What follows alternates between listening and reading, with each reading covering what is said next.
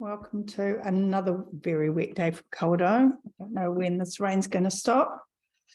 I certainly hope some of you around the country have got some fine weather. Today, I just wanted to very briefly share with you a new report that's come out from the Food and Agricultural Organisation. And I think this is really important and a great step in the right direction for our nutrition.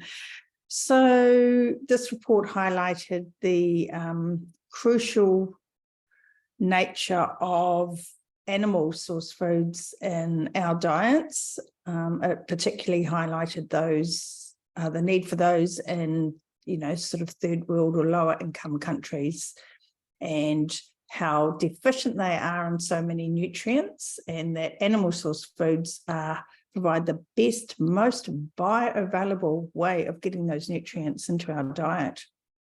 And I see that all the time myself. I do blood tests. I look at people's blood tests, pretty much every day.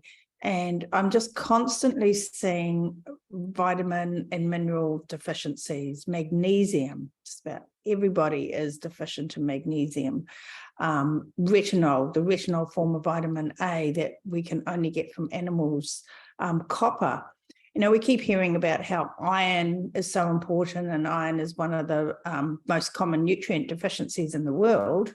And yet nobody talks about the fact that we need copper to get our iron to work and recycle. And there's many others, vitamin B12 and all the B vitamins. Zinc is another one. They all play these crucial roles integrated with each other.